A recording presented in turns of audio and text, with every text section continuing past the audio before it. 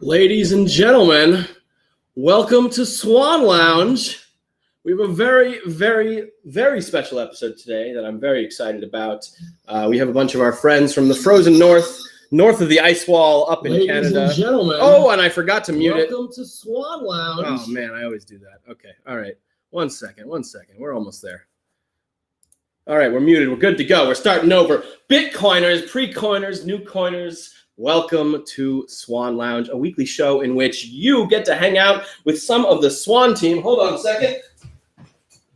The Swan team, and Swan, and some of our friends from the amazing world of Bitcoin this week, particularly from Canada. Now, before we dive in, as always, we are giving away Jan Pritzker's book, Inventing Bitcoin, for free in an effort to spread Bitcoin knowledge. That's you right there, the viewer, you can go to swanbitcoin.com/free book to claim your copy. We have it in 3 different ebook formats and MP3 read by our friend Guy Swan over at Bitcoin Audible. All we ask is that you pay it forward. Give the book to 3 friends and family, maybe more. Tell everyone you know about Bitcoin. That's why we're here. And to all the Swan Force members out there, remember that if you look in your referral dashboard, you will find a link to you that you can use to send people to your Swan Force landing page so they can get the free book offer and you can still get the referral credits. And if you're not signed up for Swan Force, do I have to tell you, really, again, I always have to tell you this, huh? Sign up for Swan Force. Get paid to recruit new Bitcoiners. Go to www.swanbitcoin.com/enlist. You'll earn 25% of Swan's fees on their purchases for 3 years. And anyone who signs up with your link will get $10 of free Bitcoin when they open an account with Swan. It's easy as that. Make sure you watch to the end of the episode as well, because as usual, we do our favorite, my favorite segment at least, Swan Force Fridays, where we're going to put our guests on the clock, give them 60 seconds, and ask them to give us their best Bitcoin pitch. Now, to anyone who is new to the show or new to Swan Bitcoin, what the heck is Swan Bitcoin? Well, quite simply, we are the easiest and the best way to buy Bitcoin in the United States. Available over at swanbitcoin.com. We are live in all 50 states and territories, including Puerto Rico. We offer automatic recurring buys. We offer instant buys. And we recently launched Swan Private for corporations and high net worth individuals. If you're interested in those services, you can go to swanbitcoin.com/private. Oh man, I've been looking down the whole time. I need to look into the camera. This is terrible. All right, now, before I bring in our guests, one last thing, you know what I'm going to say. Hit that like button. What is a button? Hit that like button and hit subscribe so that you can see all our shows. And you know what you're going to do is you're going to help us spread on YouTube, which in turn helps us spread the good word about Bitcoin. And now, I know that thing I said, oh, one last thing, but really this is the last thing. In honor of our Canadian guests today, I want to ask a favor of all of you. So to all the viewers at home, if you wouldn't mind, sorry, one second, I have a little prep to do for this. If you wouldn't mind, please stand up. That's right, stand up. And if you'd like, you can join me. One second, I'm going to bring our guests in for this as well. Where is this? There we go. Okay. We are going to sing, guests, one second, let me unmute you. Say hello briefly. We are going to do a very special version of the Canadian National Anthem that I rewrote this morning. It is the Bitcoin National Anthem, Canada style, I guess. So, y'all don't have to sing. I'm going to do the singing, but if you want to try, feel free. You don't have to embarrass yourself. I get paid to embarrass you. Let's do it. Oh, wait. What is this up?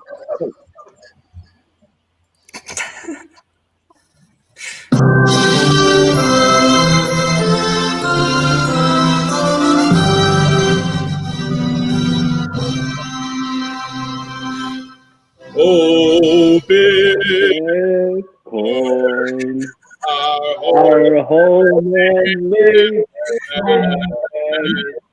True Bitcoin love in all that you have done with glory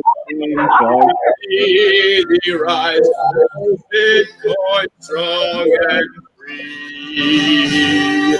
from far and wide. Bitcoin, we stand on guard for thee. Satoshi, keep our money glorious and free. Oh, Bitcoin, we stand on guard for thee. Oh, Bitcoin, we stand on guard for thee.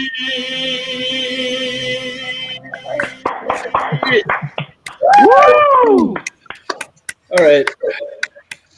I wore the hat and the jacket in honor of you all, but YouTube ads. Shush, YouTube ad. All right. 1 second. I need a breather. All right. I don't think you made me more patriotic. That was awesome, Brekkie. That was just. This was just that for you. Amazing. Anyone else watching that was the thing. Countries, don't expect me to do that, only because I love Canada so much. All right, how's everyone doing today? Now that that's out of the way. Good. Good, man. Glad to be here. Well, welcome to Swan Lounge. Welcome to our guests. Welcome to everyone at home. Welcome to everyone, especially those of you who are from Canada. Brady says Brekkie is about to die. Yes, I almost ran out of oxygen there. While I catch up on oxygen, why don't we go around and everyone can introduce themselves a little bit, tell them what part of Canada they're from, because Canada is not just one place. There's lots of provinces. There's Saskatchewan. There's my personal favorite, Nunavut, which I've never been to. I'd like to go one day. Wait, hold on. Let me see if I can name them all. Give me a second. All right. We've got Ontario. We've got Saskatchewan. That's two. We've got Nunavut. We've got, is Newfoundland one of them? Yeah, Newfoundland. Okay. BC, British Columbia. Okay. How many are there? 12. 12. 12. Brekkie didn't study enough for this one, guys. Sorry. You got the others? You know No, I don't. Saskatchewan. There's a French one. The Yukon. Is the Yukon one of them? Yukon territory? Yep. Okay. The French one, is that just called Quebec? No. Oh, Quebec. Right. Montreal is the capital of Quebec. Okay.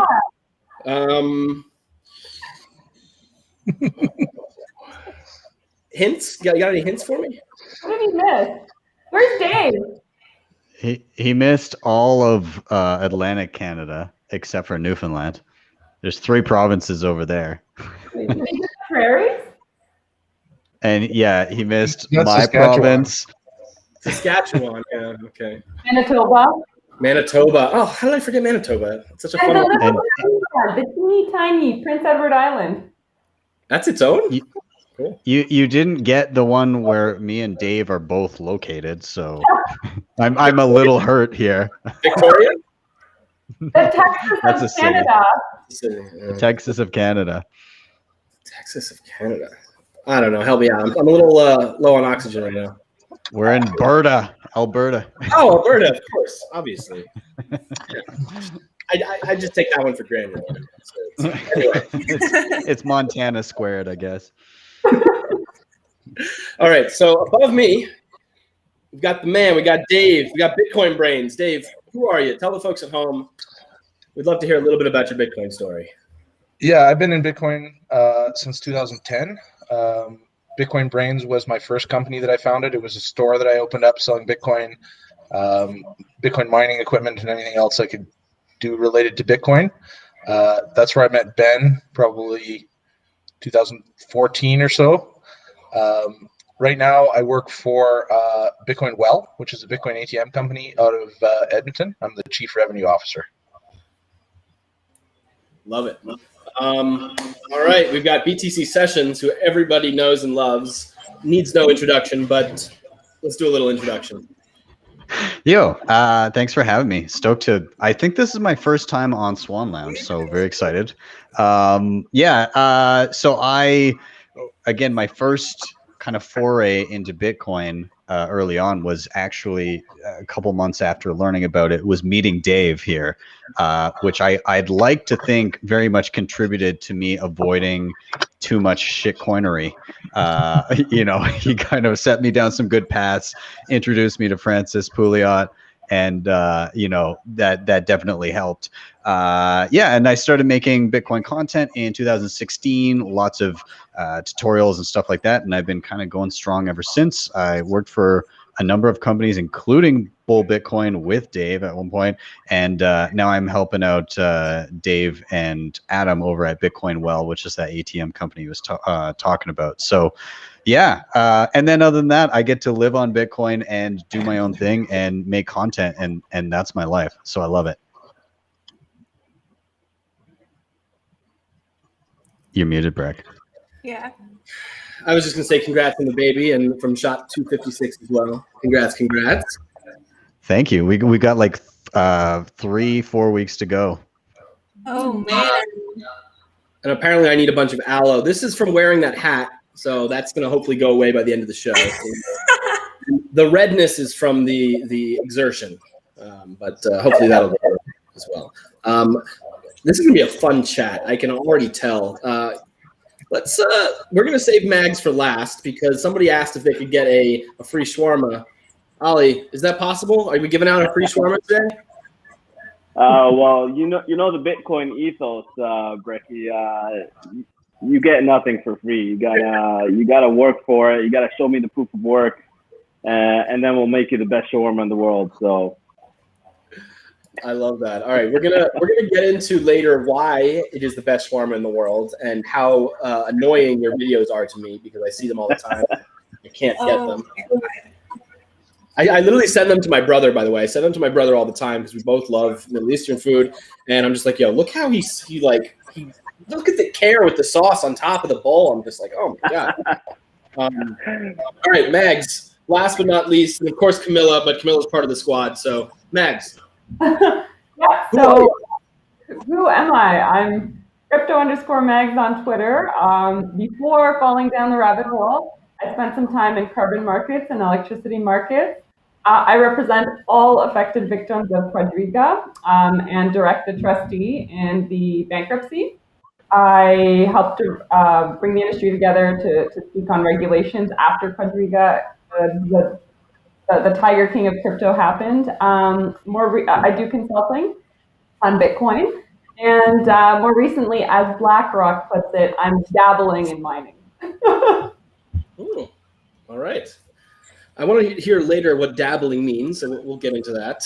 Camilla, how is your day? I missed the group smash on Clubhouse today. Can you give everyone a little breakdown of how it went, how it was? Yeah, so I'm Camilla. I'm here, part of the Swan squad. And yeah, so it was actually really random, not planned at all. Corey decided that we should make a Clubhouse room where at 12:21 Eastern time, everyone that was up on the stage was committing to smash buy. It didn't matter what platform it was, as long as you were stacking some Satoshis, and it just turned into a party. There was some trap music, people just like telling people from the audience, like, if you don't come up, we're gonna start unfollowing you. Obviously it was a joke, but we're just trying to get as many people to come up on stage to smash by, and it worked. It was amazing. A lot of smash buys, and there's a thread on Swan Bitcoin's handle on Twitter if you want to check it out. Love it. I definitely got to make sure I'm there for the next one, but I think we're going to try to do it every day, so that's going to be fun. Somebody in the chat says, Brekkie the Russian. Ну да, это правда. I did actually live in Russia for a time, so you're not wrong. Now, before we get to the more Bitcoin-related things, because this is a Bitcoin show after all, we have a very important debate. And the debate is a debate over some fiat food, which we all know is terrible for us anyway. But I want to settle this debate once and for all. We've got Dunkin Donuts here, and up in Canada, there's something called Tim Hortons, which I only found out about the last time I went to Canada. Does anyone here really love Tim Hortons? Do they want to go to bat for Tim Hortons right now? While I give myself heart disease in 30 years. I'm gonna go ahead and say. Yeah. No, what was that, Megs? I was just gonna say Timmy's is pretty good.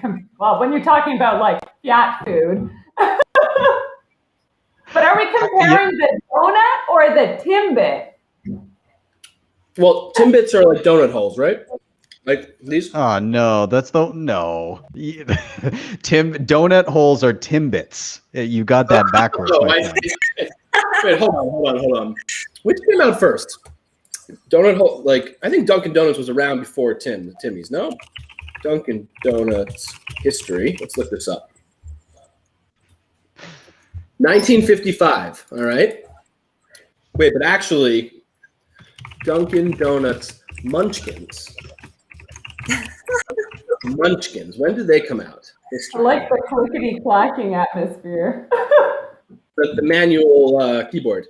Okay, when did those donut holes come out? 1972. Oh, no way. I've been living a lie. 1976. Oh my God. Burn it all down. Burn it all down. All right, I'm gonna have one more jelly, original Munchkin, whatever they're called. I don't even know. Well, I mean, you may have donut holes, but we burned down your White House, so. Yeah. Weren't you British back then? Come on. I think we still kind of are. All right. No more. So basically the same thing. For those who don't know, Tim Hortons is kind of like Dunkin Donuts. Dunkin Donuts is kind of like Tim Hortons. I think Tim Hortons is a bit classier. I wouldn't go that far. No? I mean, you come over here, as you head into Whistler, you get like all this nice stone and the atmosphere with the fire. Yeah, it's classy. Ben's like, meh. Honestly, Tim Hortons is just the Canadians' coffee. I don't really think about go there for the food, not even the donuts. But if you want a good coffee, they make a good coffee. I think it's better than Dunkin Donuts, but I'm probably a little bit biased. I hear that they both suck. But hold on, I think a big reason too why Tim Hortons has a lot of followers and lovers. It's that roll up the rim to win. It's just like everybody wants to win. They want to win their car. They want to win the money. So it's free stuff, guys. just buy Bitcoin if you want to win. Easy, done. Although I do hear that Tim Hortons is actually really good for one thing, and that's going out of business so Ali can take them over. Is this true?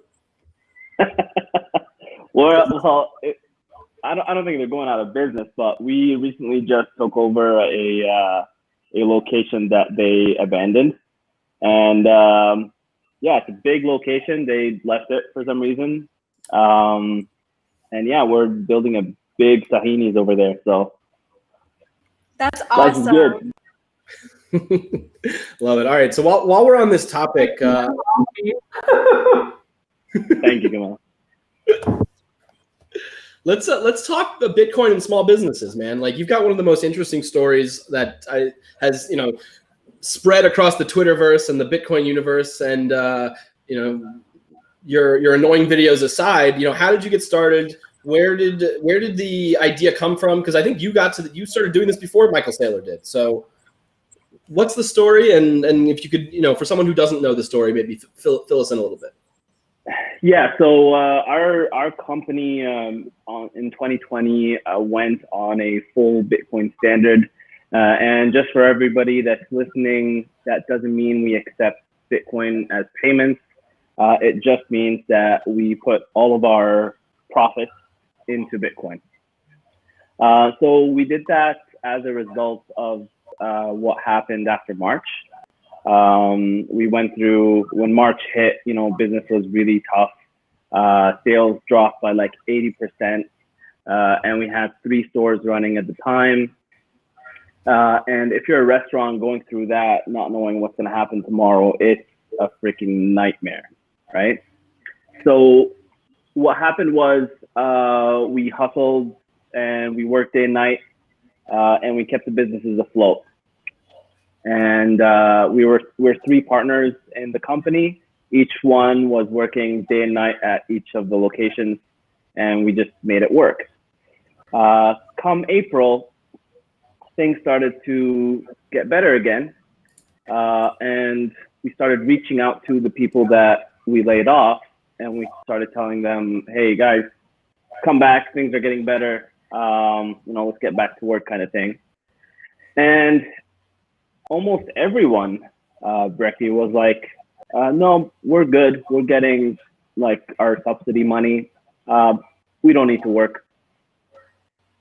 And that was the kind of like a light bulb moment for us, that cash as it is in the year 2020 is worth less, right? And it's going to continue to be worth less and less as long as this pandemic and the printing is going on, and we saw it going on for a very long time. So in my personal life, my personal wealth management, I started looking into Bitcoin. I bought like the first batch of Bitcoin after it dipped at like 50% dip in March, but I didn't really know what it was when I bought it. I just bought like, a stock like GBTC, and that was it. But then I started, after I bought it, you know how this thing when you start like learning more about your investments after you get into it. Mm-hmm. So I started doing that, and I became fascinated by it. The more I learned about it, I stumbled upon Breedlove's article, The Number Zero in Bitcoin. Read that like 3 times. It clicked. I bought more, bought the Bitcoin Standard, bought more. Bought the Price of Tomorrow, read the Price of Tomorrow, bought more, just kept listening to podcasts, listening to all of you guys at Swan and BT Sessions and everybody out there in the community. And like Bitcoin grew from this cool, fun investment idea to the best investment idea. And then it grew to, this is a savings technology. Like I should put all of my wealth into it. And then it grew into a way of life. So that's where I wanted to incorporate it into my business as well. And it didn't just happen all of a sudden. It took time. And before we put our company's money, all of the partners of the company were down the Bitcoin rabbit hole, and we all bought it and went through, those stages. And then we had multiple discussions about, putting the company's money into Bitcoin, because we had a good amount of money in the company, because we're always operating as like a conservative business, and we were always like just piling up a good amount of cash. And then when we went through March, we felt that the cash was being worth less. We talked about putting into Bitcoin. And as soon as we saw Michael Saylor do the announcement of him putting money with his company, that was like that pushed us off the cliff. We were like, done. This is a race of accumulation. Everybody's going to be racing to get into this, and we should just jump in. And we did that, and then we tweeted about it, and then here we are. I love it, man. Have you put out the secret menu that I want you to do, or not yet? I'm gonna keep harassing you about this. I'm working on it, Brekkie. And just so you know, like you're Middle Eastern food pretty well. I can tell from your comments and from your suggestions. You're a pro. It comes with the territory. I'm from that other country in the Middle East that the other Middle Eastern countries don't like, Israel. Well, my family. we all steal each other's food and claim it for our own. It's a great little cycle. It's wonderful. Yeah, for sure. I love what you said, that you notice as a race of accumulation. That is just so concise and well put. And it's funny because a lot of people don't understand that yet. You know, you hear people say, oh, I'm buying now, but when can I sell? They're not thinking about accumulating and hodling for a really long time. They're just thinking short-term gains, let's say. So I love that phrase. I think I'm going to adopt that. 100%. And we said that in our tweet when we made the announcement. It's actually the pinned tweet on our Twitter account. We said we feel like it's like a game of musical chairs. And the music that's being played right now is just all the bullshit that's happening everywhere. And then the music's going to stop and everyone's going to rush towards the truth, what actually matters. They're going to want to get a seat. And we need to get in before, you know, everybody rushes in and everybody tries to get their seat. Because the music, it's stopping right now. You can see it happening all over the world. And for small businesses, for restaurants too, for any type of, you know, medium size or mom and pop shop, this can like save your business, can elevate your business.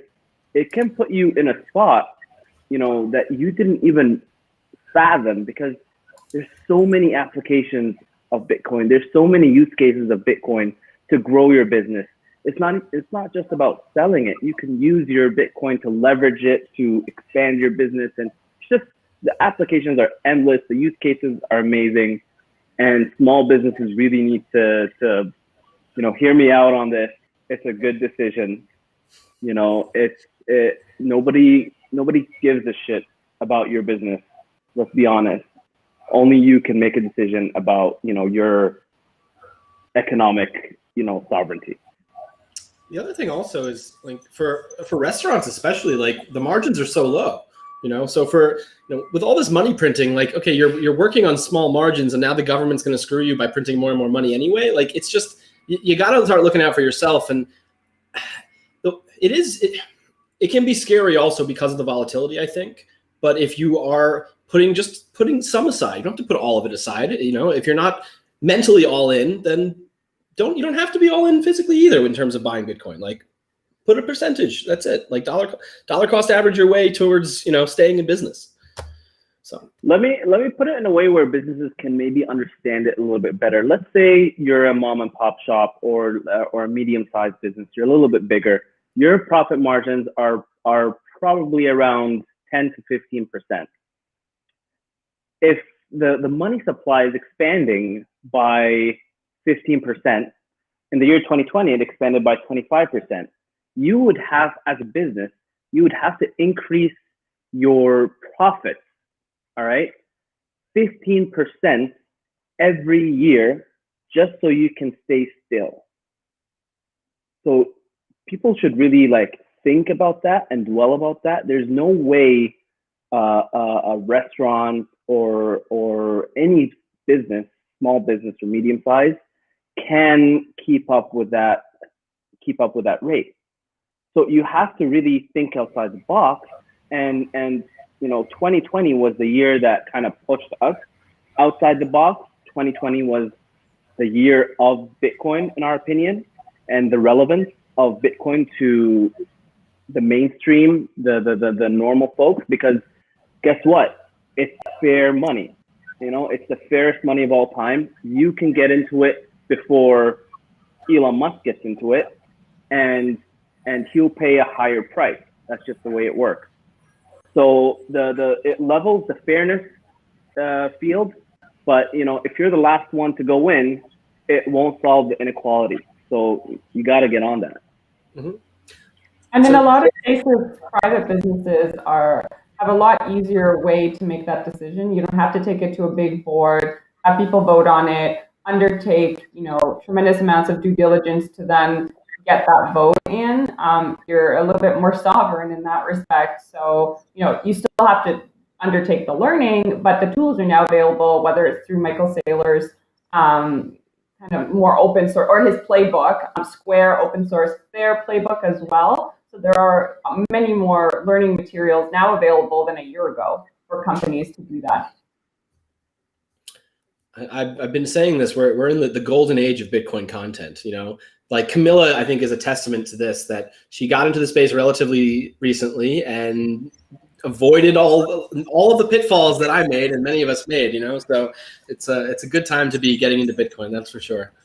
Yeah, a lot of people were just like, "You're so wise," and I would just be like, no, it's not that I'm wise. It's just that there's so much more information with content creators like BTC Sessions. I know it's so much valuable information, and you can share it with anyone if you actually take the time and you're a newcomer and take the deep dive into Bitcoin and just kind of like avoid any other distractions. It's so easy to get it.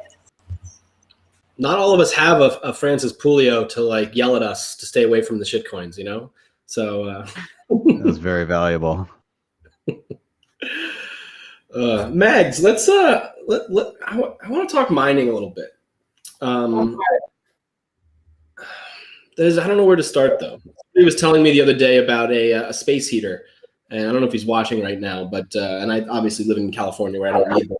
But this is a space heater right here, technically. Well, no, I mean you guys laugh, but there are people actually trying to heat their homes right now, and in some ways, depending on their electricity price, speculate. That said, the Spot 256 is a very cool hot tub that is heated with ASIC miners. 256? Yeah, Jesse Dalton. Yeah, you have to totally Google that if you can bring it up. But beyond like residential heating, we're starting to see it applied at a more industrial scale.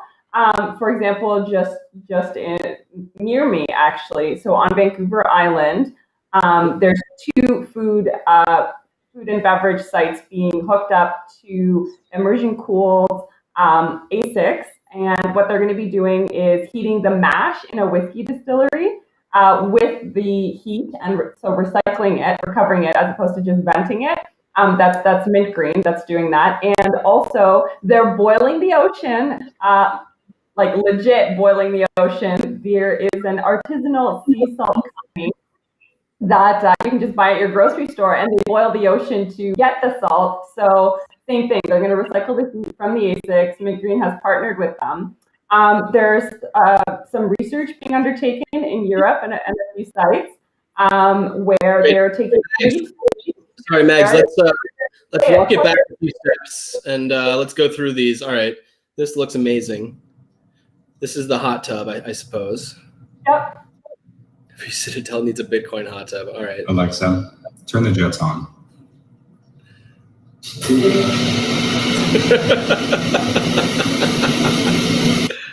That's amazing. Okay. All right. And then let's go back. You were talking about these folks. Yeah, so this is an article I wrote last week in collaboration with Slush Pool. So these are Mint Green, and they, like I said, whiskey distillery. They're currently building out an immersion cooling system.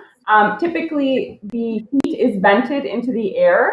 It's not as efficient to capture as if you were to put it in immersed in a kind of special oil that transfers the heat better, and then you can use heat exchangers to then pipe it in, whether it's like a district heating system or whatever. There's a lot of different options to recycle the heat.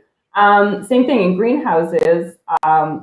It's currently being tested, and it has actually a lot of applications too for those cold climates like Canada or some in Northern Europe, where they're taking the heat and pumping it back, whether it's immersion cooled or directly into the into the greenhouses to grow fruits, veggies. Of course, some people might be inclined to grow marijuana, and I have heard anecdotally that this is being done. I don't know of any particular site, but I mean, if you need security anyways, kind of like, economies of scale there.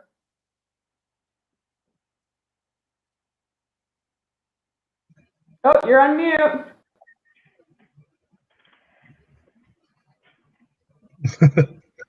Just kidding.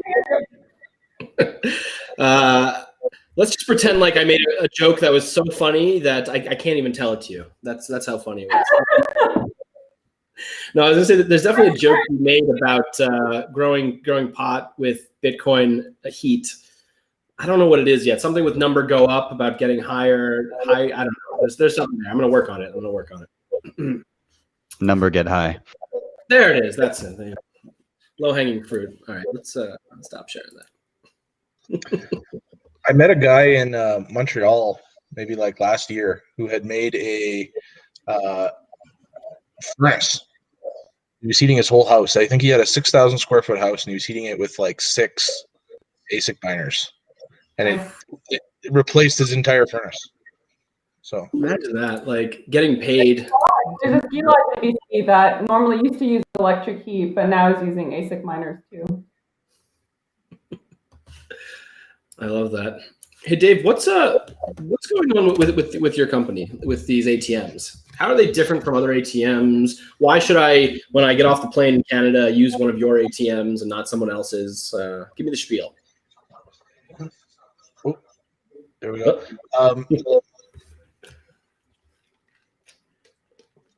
They're not really different than other ATMs. Like the ATMs are a pretty niche product. They're never going to be the cheapest way to buy Bitcoins, right? They're like a lot more expensive.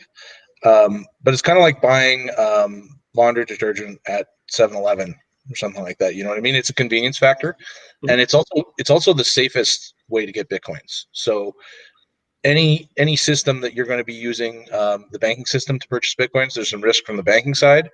And as we know, we've seen like what Mags is intimately involved in with Quadriga.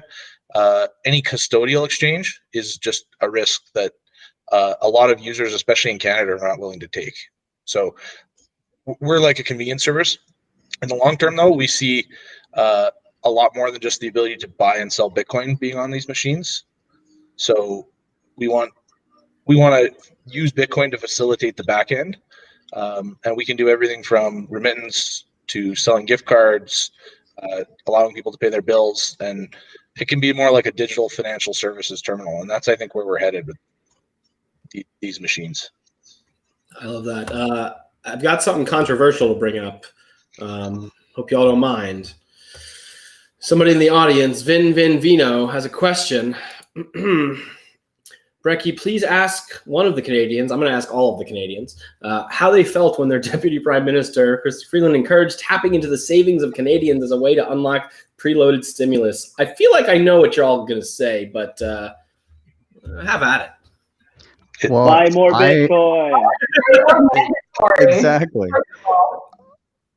Like, first of all, I would say that this is part of the reason I don't hold many dollars. Like, I'm fiat poor and my wealth sits in Bitcoin, because you're not going to be able to siphon that shit off. It's going to be much more difficult to do that kind of a thing. So I don't know. Thanks for funneling more people into Bitcoin, I guess, is what I would say to that. Sorry, I didn't. Is this a haircut or is this a voluntarily spend your money to stimulate the economy? Because neither is great, but don't tell me what to do with my money, thanks. Tapping. I think what they're talking about is, I think they were talking about a bail-in, if I remember the news correctly. I think someone suggested like Cyprus style, like. Yeah. I don't think it was intended as a bail-in. I think she was just saying, like, we're gonna try and find a way to get people to spend this money. But the whole thing's terrifying, right? It, like, to have somebody so out of touch in such a position of power. I don't think we're going to be doing the Canadian version of this 2 years from now. We're going to be doing the Alberta version, because we'll be a separate country, and you can visit Mags. But it's not a good situation. But there's like a part of my mind thinks that these, what I would say are objectively terrible leaders in Justin Trudeau and Chrystia Freeland, and these basically, like, we might as well have the Chinese Communist Party running the country. That might speed up the hyper Bitcoinization, right? I think that there's, we do over-the-counter sales in our office, and we're seeing a lot more like 50, 60 plus year old people who have a little bit of money in the bank and are starting to think like, oh man, the government is screwing me. I don't have they don't have my best interest in mind. And so the more of those people that get pushed in, the sooner, small businesses get in. Everyone is afraid of this shit. So I think someone in the chat, Christian Freeland is a scary globalist. Absolutely. It's such a weird. Oh, sorry. Go ahead. Oh no, just thinking, like, let's say that they assume, like, they see savings rates going up, for example, and they think, oh, these people have tons of money to spend in the economy. Well, people are saving because they anticipate something down the road that they feel they're kind of trying to mitigate a risk. And maybe if they're not aware of Bitcoin, it's because they foresee potential trouble ahead. And two, if you're a small business, maybe you are saving for something that you're going to implement, that you need to have that capital to be able to use. So if something like a bail-in is being, considered, or even just encouraged, let's encourage spending to help save the economy. Well, no, there's some folks that are being very responsible, right? Like, it's like the grasshopper and the ant. So the ant's like saving away, working for the future. Yeah, it's the prospect of people telling other people what to do because they know better is just never a good thing. And it's a really interesting kind of not conundrum, but situation we're in where, a lot of people will criticize Bitcoiners for like cheering on the end of the world. And no, we're not doing that at all. Like, Bitcoin, I think, makes the world a better place, but we are going to see a lot of these bad things happen as the old system kind of crumbles and the new one kind of rises. So Bitcoin is hope, and that's what's important to me, but it's difficult. Ali, it looks like you have something to say, but I need to pass the reins over to Camilla for 5 minutes because I hear my puppy mewing in the background, and I need to go check on him, and I'll be back in 2 minutes. Bring him. I might be able to bring him. Okay. All right. Hold on. Camilla, you got this. Yeah. So I actually think what they said there, it was more of an announcement of something that already happened. Like, they already took people's savings away by printing all this money. Them coming out and saying this was just like, to me, it just felt like an announcement, like, because, Canada's, they printed, what was it, like 500 billion in debt, and that grew from 40 billion. So when you're doing that, you're effectively going into people's savings and stealing their purchasing power. So, that's why we opted out of that system. We refused for that to happen to our wealth, and we went on a Bitcoin standard. And people shouldn't wait for them to actually do that. They are already doing that. They're reaching into people's savings account, but it's happening without your number going down. So people are just being okay with it, I guess. Yeah. Like, in hyper and inflation economies, or just economies with inflation, like Argentina, where it's like 30% per year, you're disincentivized to save because of how the economy is functioning. And if your money is worth less, and even in Canada with money printing, right, you're like, well, I'd rather buy this now because it could be more expensive down the road. And so it is disencouraging saving, just that monetary policy. It's I don't know how many of you guys saw this, but we broke the debt clock recently, where because Canada's, for anybody in the US watching right now, total distraction. Yeah, total distraction. You didn't tell me about the debt clock. Sorry, Ben. That's okay. Toshi doesn't worry about the debt clock. I think he's okay. I was gonna say the Canadian debt clock only went to like 999 billion until recently. They just didn't anticipate it getting that large because Canada's a relatively small country, right? We're like 30 million people. We're like the size of California. Well, they had like this big vehicle built with the Canadian Taxpayers Federation made it, and it has like a ticker and it officially broke because they didn't have enough digits, so they had to tape a 1 onto it, and now they're getting it converted to add the extra digit. So yeah, our Canadian federal debt has ticked over $1 trillion, which for a country of 30 million people is pretty crazy. And then not only that, but in the same vein of money printing and people having a harder time keeping up, and every day you got to work harder and longer just to maintain that standard of living. A lot of people don't consciously realize that they're substituting in that lack of purchasing power just with more debt. And so Canadian consumer debt has been huge. And so it said, what was it? Household debt as a percentage of disposable income rose to 170% in the third quarter of 2020. Yeah, it's pretty bad. Like, we've got just staggering amounts of household consumer debt in our country, and obviously that's got to be at least in part attributed to by our crappy currency. People just can't don't save because they want to maintain their standard of living. It's crazy.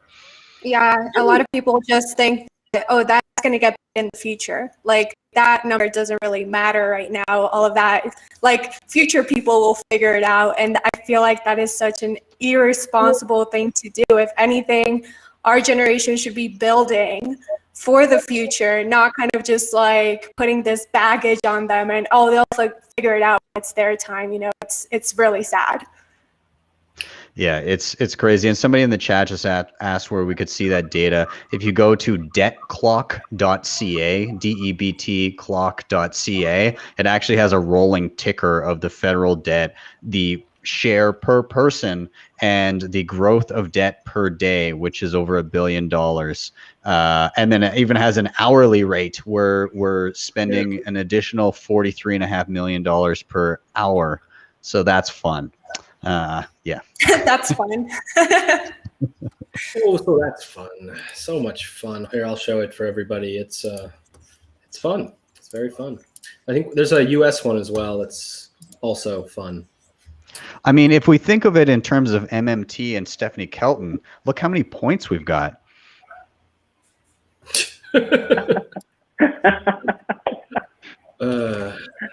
Clock.us. Is that the other one? Nope. Anyway, basically the debt is very, very high. It's not going down, and it's just sad. What I don't understand is, well, I understand it. It's just sometimes I wake up and I say to myself, how do these people do this? Like, don't they know what they're doing? Don't they know what's happening? And they do. There's no way to dial it back, though. Like, what do? You stop printing money and you let all of the other markets collapse. Basically, they've painted themselves into a corner. Like, there's no out. The only out that is feasible, that can kick the can down the road to the next politician, is printing more money. So that's naturally what we're going to do, and somebody eventually will just be stuck with the hot potato when everything kind of implodes. We've gotten to the point where our politicians are so inherently corrupt. Like, I think pretty much all of them. Their goals don't align with the goals of the population at all at this point. And, for all we know, they're just filling their pockets and stacking Bitcoins. That'd be the rational thing to do in their positions. I don't know. I mean, I think a lot of them are shysters and crooks, but I don't know that they know that they are.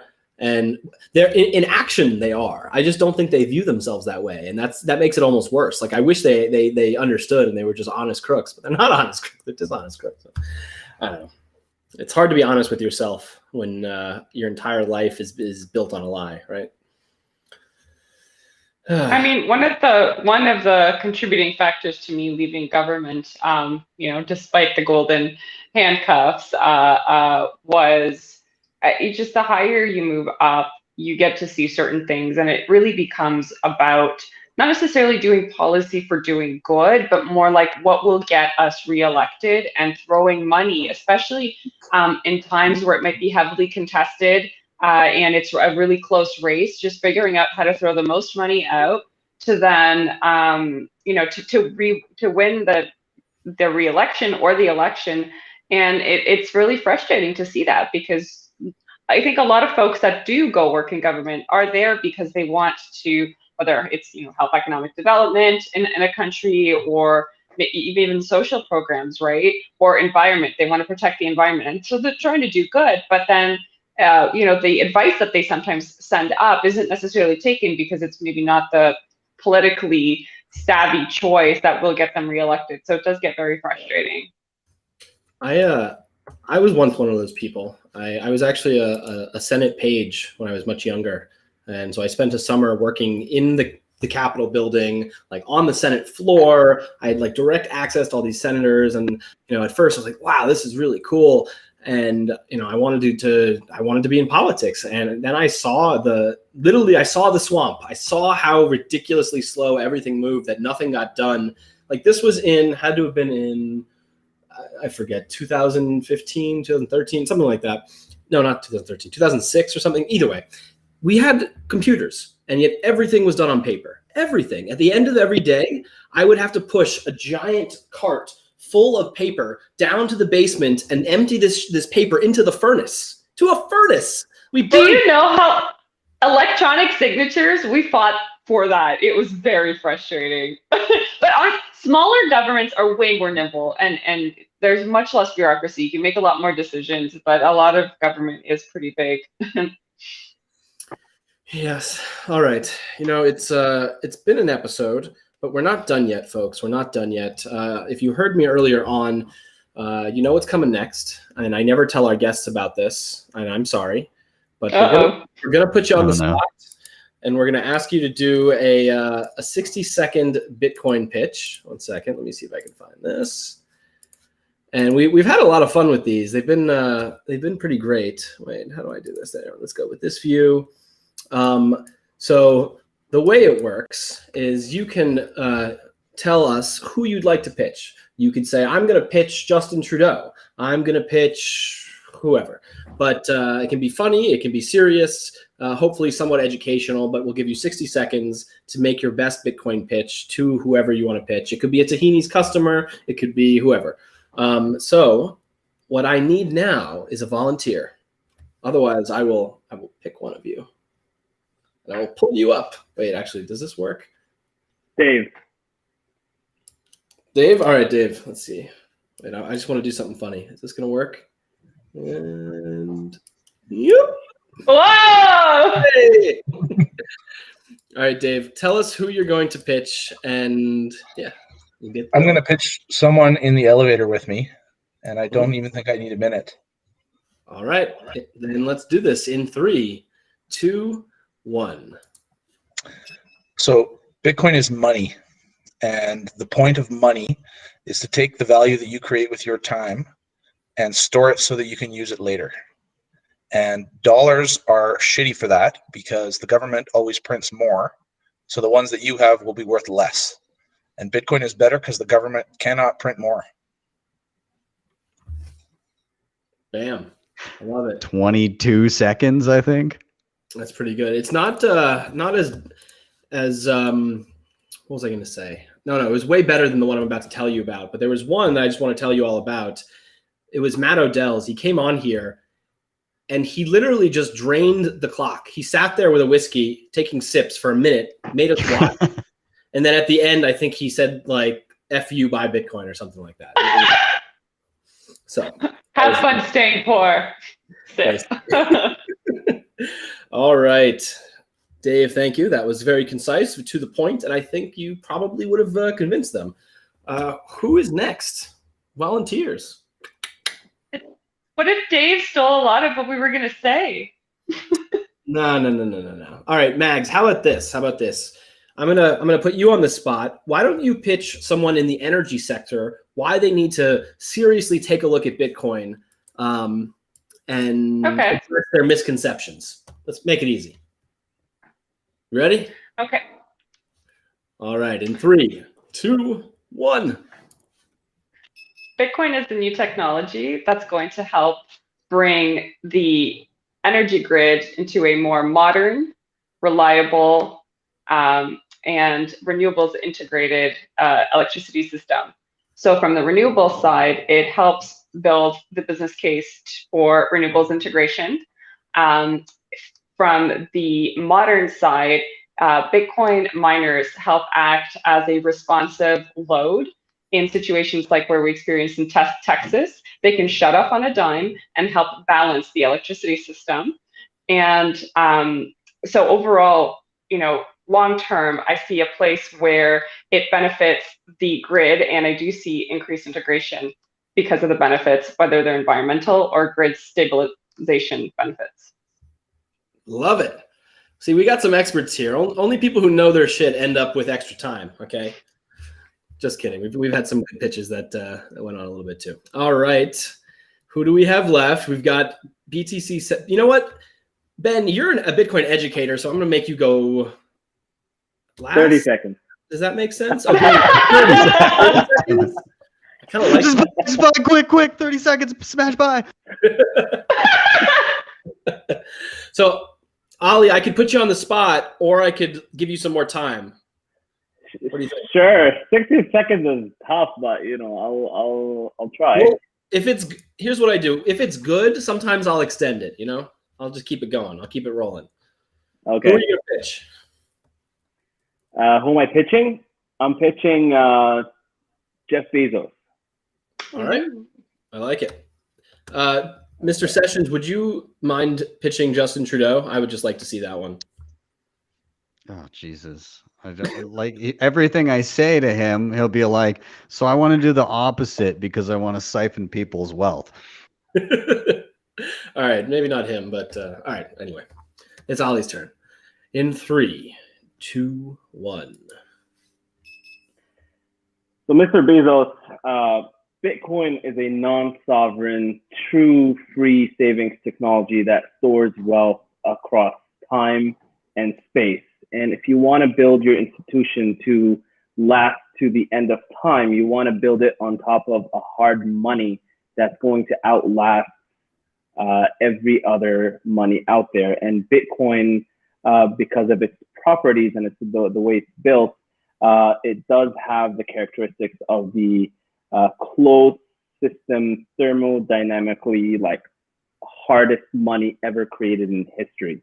And if you really want Amazon to stand the test of time, you should really go on a Bitcoin standard, because the money that you're operating on is not controlled by you. But if you go on a Bitcoin standard, neither you or anybody else can control the financial system that you're operating on. I love it. I only give you a few extra seconds, and I would add one thing. You could also kind of, play his ego a little bit and say, look, my company, Tahini's, I'm pretty sure our cash position in Bitcoin has outperformed your cash position in dollars. So, yeah, that's true. All right, Ben. All right. Before we go, to Marty's owl in the chat, very offensive. He wants to know how many mooses do each of you own. Very, very offensive. Okay. Wait, can I give you a cool factoid? Wait, hold on a second. I want to put the offensive question up on the screen real quick, and then yes. Okay. Especially not only is it offensive, it's very personal. I don't want to answer that. That's like asking how much Bitcoin do you own. Don't ask that. Exactly. Totally. Did you know that a natural predator of the moose is the orca? Get the F out of here. Actually, wait a second. Go to fucking Wikipedia. It is. It's because they swim across. So, for example, in BC, right, they swim across between the islands, and orca eat them. That's amazing. I didn't know that. Orcas are just the worst. Like they Hollywood made them look great in the movies and stuff, and you go to like SeaWorld where they like make them look like friendly animals and give people kisses, but like they're just horrible predators, eating seals. Ugh. Free Willy would have bitten that little boy in half. Yeah, come on. When my dog goes swimming onto the ocean, I do have this fear that any moment he's just going to get gobbled up by the orca. He's chased the seals before, sea lions or seals? I think they're, regardless, he's chased them before. And sometimes I'm like, are they going to chase them back? Because they kind of like pop in and out and watch him. But the orcas, I do have a fear of. Yeah. Orcas and dogs, definitely not a good mix. All right, Ben, it's your turn. And you know what? I don't know. Do we even make you go? You pitch Bitcoin all day long. Like that's all you do anyway. How about this? I can do my best. 60 seconds. Or you could give us, how about 60 seconds worth of fun Canadian factoids? Can you do that? Honestly, I don't know what's fun Canadian factoid because I live here. I live the dream every day. What am I going to tell you guys? Maple syrup reserve. We have a maple syrup reserve. Yeah, I don't know those things. Oh, are you even Canadian? I don't know. You've I'm been a doing plant. Mags, tell us about Canada real quick. Okay. Wait, also, somebody in the chat was firing shots at Ben, saying that Canadians are actually like they are portrayed in South Park, but Ben is just putting on a show. Not true. I did try to get Terrence and Phillip on the show. They said no. Nice. But anyway. They're kind of big now. On TikTok. Can I? Okay, let me. Oh, okay, I was just gonna say one thing. Okay, go for it. What? No, just go, Dave. Pitch Okay, him. I'm gonna pitch Justin Trudeau. So, Ooh, all right, 3, 2, 1. So, Mr. Trudeau, Bitcoin is a pseudo-anonymous currency and would be a great way to receive bribe payments from the Chinese Communist Party. That's it. Sold. So the interesting thing about Trudeau is his half brother is actually into Bitcoin. Really? Oh yeah, he's a longtime Bitcoiner. Didn't he at some point try to start the Bitcoin association? Eventually it became more of a blockchain association. And now he lives in Switzerland. Tends to go that way, doesn't it? Oh, wait a second. Hold on a second, Ben. You're not getting out of this too so easily. Am I pitching? I almost forgot. My fault. One second. In the meantime, I'll talk about the Strategic Maple Syrup Reserve. And there was a massive heist at one point where people stole the maple syrup from the Strategic Maple Syrup Reserve. It's in Quebec. Was it the Vermonters? We probably have more maple syrup than gold backing our money. At least it's delicious. You know what? Actually, the maple syrup, the stock to flow of maple syrup is probably more predictable than gold. You know, what factors go into maple syrup? How much rain there was? It's definitely more. It's more trees predictable than our dollar. That's for sure.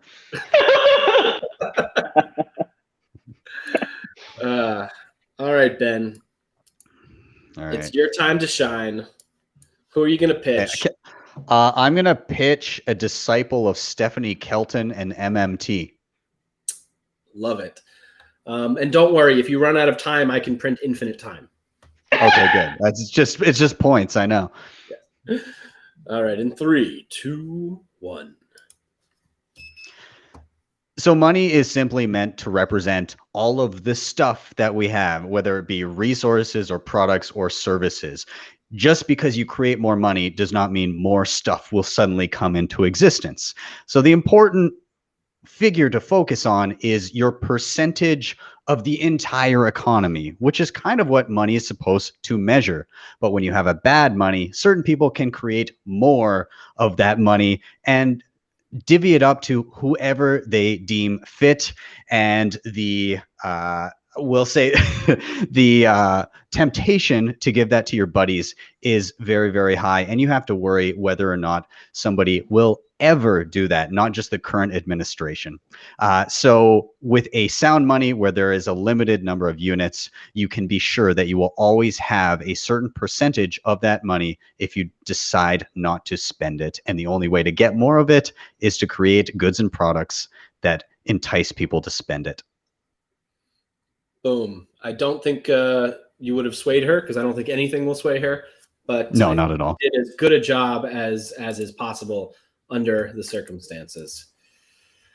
Alrighty, folks. I will ask you this: if you have any parting words, and then Ali, I want to know what should I gotta go. I want some shawarma. What do I look for in a shawarma place? Like, if I can't have tahinis, how do I know it's a good one? Actually, let me ask you first because this is important. I'm hungry. Okay, I'll give you some pro tips, Brekkie. All right. So when you go to a shawarma place, you tell them I want the chicken cut right off the spit. Mm-hmm. Okay. That way you're getting like the freshest, juiciest chicken. And if they're using, if you find a place that's using sage bread, which is like a homemade flat bread that's like made on like a big pillow and it's like super thin, you know, if they're a good restaurant, they'll use that bread and they'll make it in a way where it's crispy on the outside by putting chicken fat on top of the sage bread and then toasting it on a panini press or on a flat grill or something like that. You need to stop because my stomach is grumbling. I'm so friggin' hungry right now. Anymore. I'm just gonna throw it across the room because. You know, they ship lobsters in a plane, so they arrive the same day from Atlantic Canada. Like, you should ship us a shawarma same day. Let's do it. I love when Bitcoiners come over from, like, I've had Bitcoiners come from Windsor, Toronto, Montreal. They drove up here just to hang out. So if any of you come to Tahini's, shawarma's on me. You can count on that. And then one final message to Jeff Bezos: if you don't listen to what I told you, no shawarma for you. Wait, hold on. This is important. Pop up at the Miami conference. Ooh. It's tough. I can't even leave the country. I don't know if they're gonna do these restrictions on me. I've honestly been signing into the Miami conference every other day, and just staring at it and wanting to book it so bad. But like, I keep seeing. If you can't make it because of restrictions, you can either roll over to next year or they'll refund you. Oh, okay, that's good to know. Really? Mm-hmm. Okay. Yeah, they Done. just I'm buying one right after this. Buy that ticket right now. Smash that buy. I can just imagine getting a call from Ali like, "Hey, they stopped me in the airport. They said I couldn't bring all this raw chicken with me. I'm not gonna make the conference." They said that my spit is a weapon and I cannot bring it because it's a, you know. No, you could rent that though. You can get chicken there. We just need your expertise, you know. Honestly, I just want to go there myself. I'm not going to bring any chicken. We're doing all sorts of planning for it also, and I'm thinking to myself, do we want to really do all of these things? Yeah, but I also want to enjoy myself. So if we're going to do something, it's got to be fun too. So yeah, for sure. All right, that was another 10 minutes about shawarma, which is always good. But closing words. Did he pay you for all this advertising? Definitely not. It's amazing how you have fans from all over, and we haven't even tried the food, but we're like super fans, and we can't wait to someday just be able to go over there and finally try it. It's really, really cool. I love Bitcoiners, and I think of all of them as my brothers and sisters. And, you know, like, the best thing about the Bitcoin community is that it doesn't matter where you're from, which country. Bitcoin is borderless, and so is the community, and so is the love between them. And the amount of people that, you know, follow us or whatever, like, I just love it from all my heart, and I love when Bitcoiners come over. So bring it on. Hear that, folks? This whole Canadian thing that we did today was bullshit, okay? It was just to fool you into, you know, oh, we're going to be Canadian national. No. We're all Bitcoiners, and that's all that matters. So, yeah. Exactly. Right. Any parting words? Where can everyone find you? You're at Real Tahinis on Twitter, and where are your locations? At the Real Tahinis on Twitter. We have 4 locations in London, Ontario, 1 in Whitby. Yeah, 4 locations.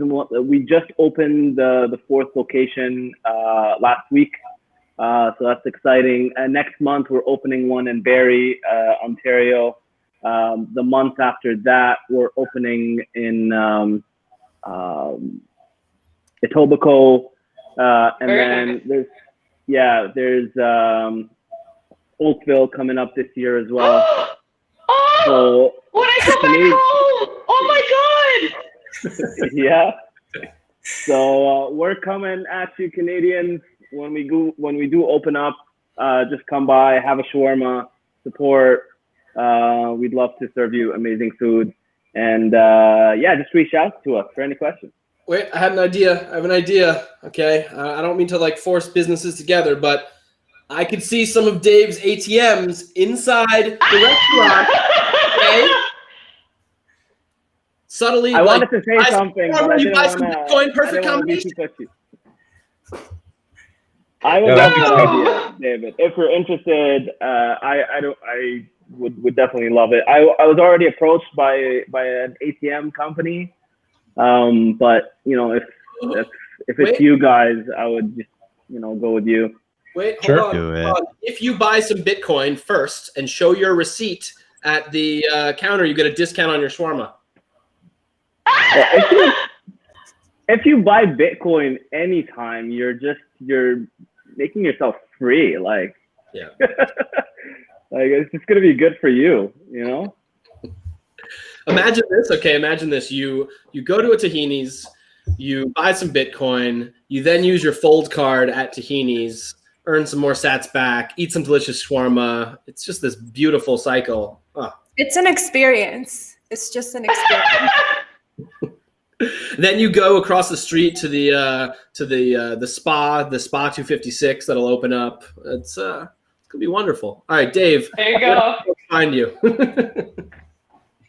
I am Bitcoin Brains on Twitter, and I'm in a lot of the different Telegram chat rooms if you want to find me there.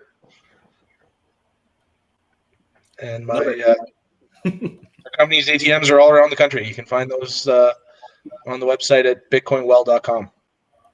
Nice. Bitcoinwell, just WELL.com. Yeah. Easy. Maybe maybe soon to be at Tahini's. Maybe. Yeah. First, make it happen.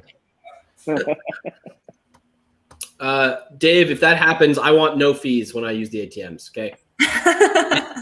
I don't want to cut. I just want no fees. That's all. That's all I'm asking. And I'm never in Canada anyway, so All right, Mags, where can everyone find you? We didn't talk about 3D printing. We'll do that next time. We'll do it next time. Self-sovereign everywhere, including on printing. So I'm crypto_Mags on Twitter. For consulting, metamesh.com. And we have also a sister channel on YouTube, BTC in Espanol. So if you're orange pilling your Spanish-speaking family, it's a good resource. That's amazing. I love it. Wait 1 second. And Camilla, you have to be. Are you in the Spanish version of the voice paper? Yes, I am. Boom. And There we go. I picked the same line that I did in English. I was like, I recognize awesome. this. I'll just translate it. Nice. Yeah. Congrats on you guys on that project, by the way. Honestly, I got chills. It turned out it was so such well. a cool project to be a part of. Yeah. Yeah, it was amazing. It was so cool. And it's so awesome. They got Sailor and Chavo and like all these people to do it. So, Ben, before we tell everyone where your amazing channel is, Brady had a question, which is, Ali, if you were to make a shawarma in Satoshi's honor, what would it be? However, I'm gonna share my secret menu so that all the viewers can bother you on Twitter until you actually have this secret menu. Okay. So here's what we're gonna do. We're gonna look at this real quick. It's the never-ending show, and that's okay. All right, where is it? This it? Okay. Let me zoom in on this. This is what I came up with. Okay. We have P2 pita. We've got Fiat fries. No KYC kibbeh. We've got hodl hummus, toxic tabbouleh, free speech salad, maximalist Madame Quiche, strong hand sviha, Bitcoin baba ganoush, the few understand fatouche, and not your keys, not your kanafe. All right. Very nice. So when they self-identify as a Bitcoiner, they're like, oh no, not this menu, this one. The secret menu. Yeah, I don't know. And maybe it'd be like peer-to-peer shawarma or the white shawarma or something like that. I don't know. All right, Ben, last but not least, where can we find you? When can we expect your next video? If someone's never heard yeah. of you before, where should they start? Give us the spiel. You can find me on YouTube very easily, or on Twitter very easily, at BTC Sessions. I'm actually starting a show in 5 minutes called Why Are We? It's called Why Are We Bullish? And it's just a bunch of us hanging out, giving the reason we're feeling bullish this week in particular. There's going to be Brandon Quittem. I've got the guys from Simply Bitcoin, Coin Icarus, and Bitvolt, and I've also got the one, the only, the creator of Bit Piggies, Fartface 2000.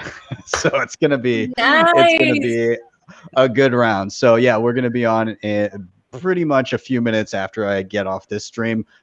It'll be going live. So hop over if you've got nothing to do midday on a work day. Be sure to join me. Even if it's a work day, put one headphone in. You can just listen. It's all right. Yeah. Honestly, exactly. Clubhouse prepared us for this to be able to multitask. So no excuses, guys. Headphones at work. No, actually, I wasn't today. All right. I want to say a very special thank you to all of our guests. I want to note that we didn't even talk about NFTs the entire time. I didn't know that was possible. And I had so much fun, and you're all welcome back anytime. And I think that's all I got. So I'm going to do a quick little swan spiel, and we'll see you all next time. Thanks for having me on. Maybe I'll make Camilla. Camilla, you want to do the swan spiel? No, next week I'll do it. All right, next time. All right, everybody. Thank you so much for joining us. This was a banger of a Swan Lounge. Swan Lounge. We had a great time. If you're new to Swan Bitcoin, go to swanbitcoin.com and get set up with the easiest, best place to start buying Bitcoin automatically. We do recurring buys. You can do instant buys. We have fees up to 80% less than Coinbase if you're in our top tier. We've got an incredible I can't talk. We have an incredible referral program where you can get paid to recruit new Bitcoiners. If you love Bitcoin and you find yourself talking about Bitcoin all the time, which frankly, if you're not talking about Bitcoin all the time, you should be. But if you're doing it anyway, you might as well get paid. So go to swanbitcoin.com/enlist and you can get started. You'll get your own vanity page. It has your picture. It'll have a custom message.